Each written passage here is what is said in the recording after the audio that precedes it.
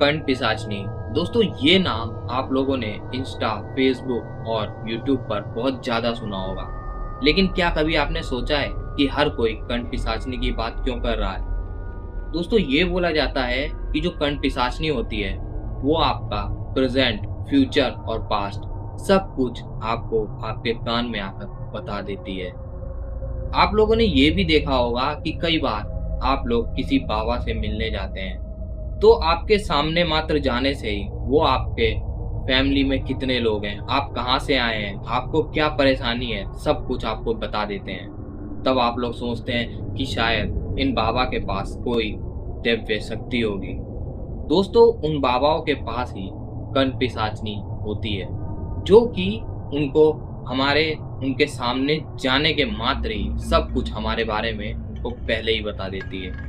और आपने ये भी देखा होगा कि कई बड़े बड़े पॉलिटिशियन और अमीर लोग बाबाओं को अपने साथ रखते हैं और उनकी सलाह मानते हैं कि हमें बिजनेस में ये करना चाहिए, ये नहीं करना चाहिए, क्योंकि उन बाबाओं के पास कर्ण पिशाचनी होती है जो उनको एकदम सही रास्ता दिखाती है और बताती है कि तुम ये करो, तुम्हें और मुनाफा हो। दोस्तों आप लोग ये जरूर सोचते होंगे कि क्या हमारे जैसा नॉर्मल आदमी भी कर्ण पिशाचनी की साधना कर सकता है? देखो, कर तो सकता है, लेकिन उसको अपनी फैमिली, समाज और भावनाओं को एकदम दूर करना पड़ेगा, क्योंकि कर्ण पिशाचनी की साधना मुख्य 3 रूप से होती है, या तो माँ के, या बहन, या फिर पत्नी के रूप में। इन तीनों रूप में अगर आप कर्ण पिशाचनी की साधना करते हैं और वो सिद्ध हो जाती है, तो अगर आपने माँ के रूप में करी है तो कर्ण पिशाचनी आपकी माँ को नुकसान पहुंचा देगी। अगर बहन और पत्नी के रूप में करी है तो वो उनको भी नुकसान पहुंचा देगी। दोस्तों कर्ण पिशाचनी की जो साधना होती है वो 2 तरीके की होती है।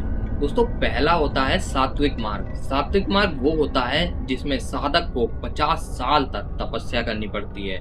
इसीलिए जो साधक होता है वो दूसरा मार्ग चुनता है। वो मात्र 13 दिनों का होता है, उसको कहते हैं वामाचार। इसमें तंत्र विद्या की मदद से मात्र 13 दिनों में कर्ण पिशाचनी को सिद्ध कर लिया जाता है। दोस्तों ये कहा जाता है कि जो 13 दिनों की तपस्या होती है, इसमें पहले 10 दिन साधक बिना नहाए धोए, बिना ब्रश करे, वो जितना अपने आप को गंदा रखेगा उतना ही पवित्र माना जाता है।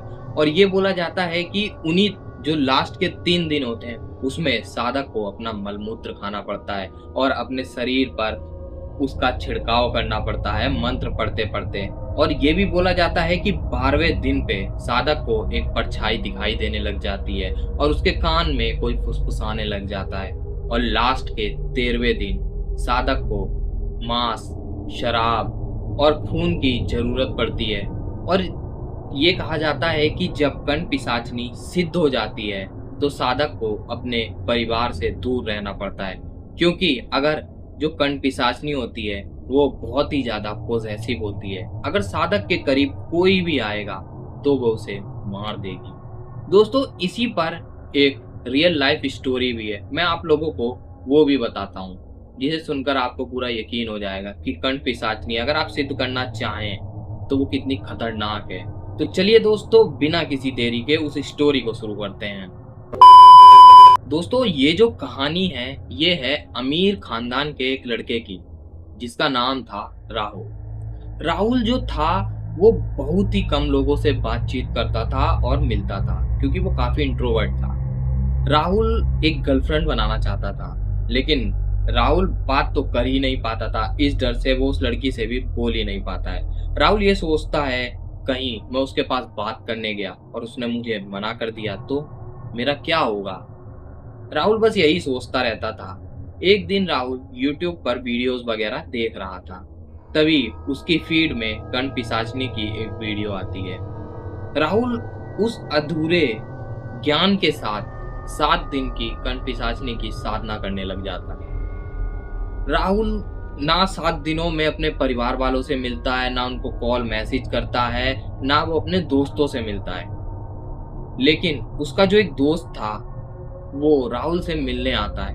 वो पता करना चाहता है कि आखिर राहुल को क्या हुआ जो वो हमसे मिल नहीं रहा है, हमसे बात तक नहीं कर रहा है, कि आखिर राहुल है तो है कहाँ। वो राहुल के घर पहुंचता है जब वो राहुल के कमरे का गेट खोलता है और जो वो नजारा देखता है उसे देखकर उसके भी रोंगटे खड़े हो गए थे, क्योंकि जो राहुल था वो एकदम बेसुध हालत में अपने बिस्तरे पे पड़ा हुआ था और वो देखता है कि राहुल के कमरे में चारों तरफ तंत्र मंत्र लिखे हुए कागज बिखरे हुए हैं और उसके कमरे में 4 शराब की बोतलें रखी हैं जो कि आधी खाली हैं। वो तुरंत ही राहुल को उठाता है और हॉस्पिटल में भर्ती करवा देता है। राहुल की उस 7 दिन की आधे अधूरी ज्ञान वाली तपस्या से कर्ण पिशाचनी तो सिद्ध नहीं होती, लेकिन राहुल को शराब की लत लग जाती है।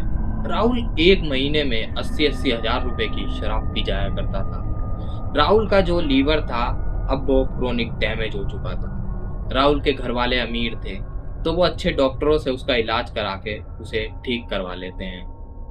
अब राहुल कर्ण पिशाचनी के बारे में बिल्कुल सोचना बंद ही कर देता है, लेकिन एक दिन उसकी फीड में फिर से कर्ण पिशाचनी की वीडियो आती है। वो फिर से उत्सुक हो जाता है कर्ण पिशाचनी के बारे में। वो सोचता है कि मैंने इतनी पूजा करी तो आखिर कैसे कर्ण पिशाचनी सिद्ध नहीं हुई। फिर वो पूरा ज्ञान लेता है, वो काफी नॉलेज इकट्ठी करता है और कर्ण पिशाचनी की साधना दोबारा से करना चालू कर देता है। अब जो राहुल था वो इस तपस्या को करने के लिए एकदम सीरियस हो जाता है। वो चाहता है कि अब की ये तपस्या जो है एकदम सफल हो, तो वो अपने घर वालों से बोल देता है कि मैं 15 दिनों के लिए ट्रिप पर जा रहा हूँ, कोई मुझे परेशान मत करना। राहुल एकदम सीरियस होकर उस तपस्या को कर्ण पिशाचनी की करने लग जाता है।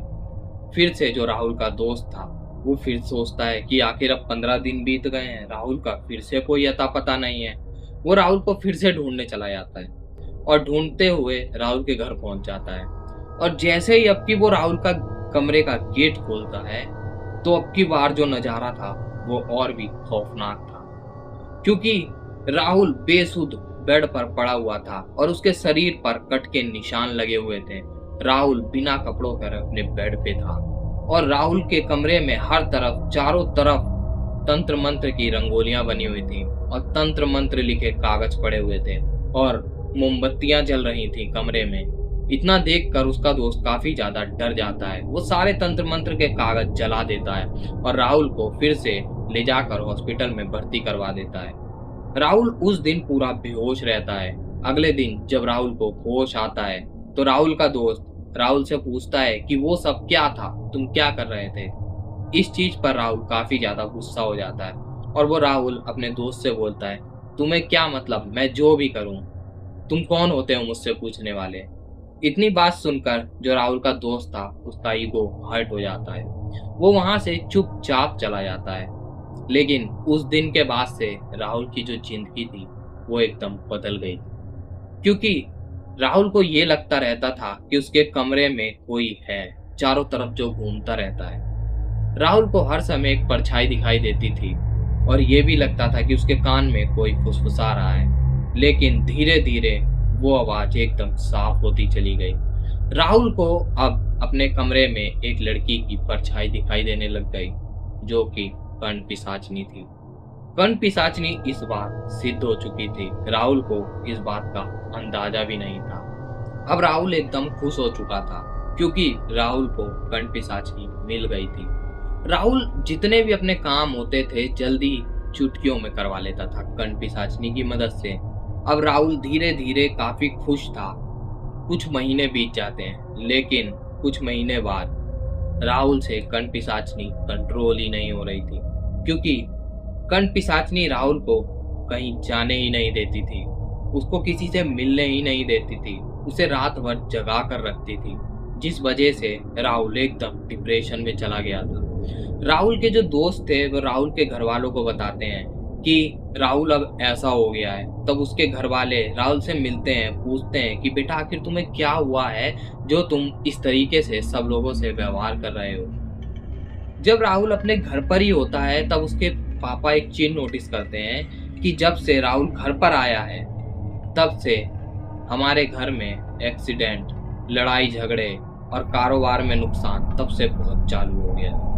ये सब हर समय राहुल के पापा के दिमाग में घूमता रहता है। तो राहुल के पापा क्या करते हैं, वो एक पंडित जी के पास जाते हैं जो कि उनके गुरुजी थे।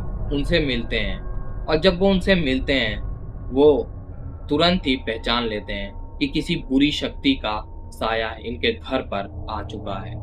जो पंडित जी थे वो अपने 3 शिष्यों के साथ राहुल के घर पर पहुंचते हैं और वो जैसे ही घर में कदम रखते हैं तभी उन्हें महसूस हो जाता है कि इस घर में कोई बहुत ही ताकतवर बुरी शक्ति है। वो राहुल के घर में हॉल में जाकर पूजा पाठ करने लग जाते हैं और राहुल को उसी पूजा में बैठा लेते हैं। वो जैसे जैसे मंत्र पढ़ते जाते हैं तुरंत ही राहुल के पीछे से एक लड़की की काली परछाई निकल के आती है और जो राहुल का कमरा था उसमें 2 पैरों के निशान बन जाते हैं। पंडित जी जैसे जैसे मंत्र पढ़ते जा रहे थे वो 2 पैरों के निशान 2 से 4, 4 से 6 हो गए थे, जो कि पूरे कमरे में घूमे जा रहे थे। अब पंडित जी समझ गए थे कि इस घर में एक नहीं बल्कि 3 पूरी शक्ति हैं। पंडित जी क्या करते हैं, वो मंत्र पढ़ते जाते हैं। पंडित जी उस बुरी शक्ति से काफी ज्यादा ताकतवर थे और तुरंत ही वो जो राहुल का कमरा था वहां पर 2 पैरों के निशान एकदम से गायब हो जाते हैं, 4 पैरों के निशान बचते हैं और थोड़ी देर बाद वो 4 पैर के निशान सिर्फ 2 ही बचते हैं, क्योंकि जितनी भी बुरी शक्ति थी पंडित जी उसको उनके घर से बाहर निकाल कर फेंक देते हैं। जैसे ही पूजा पाठ खत्म होती है तो पंडित जी राहुल को अपने साथ ले जाते हैं और राहुल से बात करते हैं कि आखिर तुम्हारे पास ये 3 बुरी शक्ति कहाँ से आई। जो राहुल था वो पंडित जी को एकदम सच सच बात बता देता है कि मैंने किस तरीके से कंठपिशाचनी की साधना करी। पहली बार में तो कुछ भी नहीं हुआ और दूसरी बार में मैंने उसे सिद्ध कर लिया। पंडित जी थे इस बात पर काफी ज्यादा गुस्सा हो जाते हैं और बोलते हैं अगर आज मैं नहीं होता तो तुम्हें कोई भी बचा नहीं पाता, वो कंठपिशाचनी तुम्हें मार देती। इतना सुनने के बाद राहुल काफी ज्यादा डर जाता है।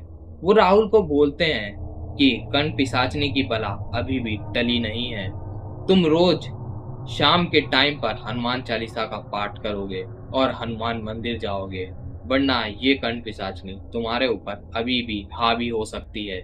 इतना सुनकर राहुल काफी ज्यादा डर जाता है और वो जो पंडित जी ने उसे उपाय बताया था वो ही करने लग जाता है। दोस्तों ये देखिए कि किस प्रकार से एक आधे अधूरे ज्ञान की वजह से कंठपिशाचनी सिद्ध तो हो जाती है लेकिन वो धीरे धीरे राहुल को ही नुकसान पहुंचाने लग जाती है। ये जो दोस्तों कहानी थी ये एक रियल लाइफ कहानी थी जो कि इंटरनेट पर काफी ज्यादा वायरल हुई थी।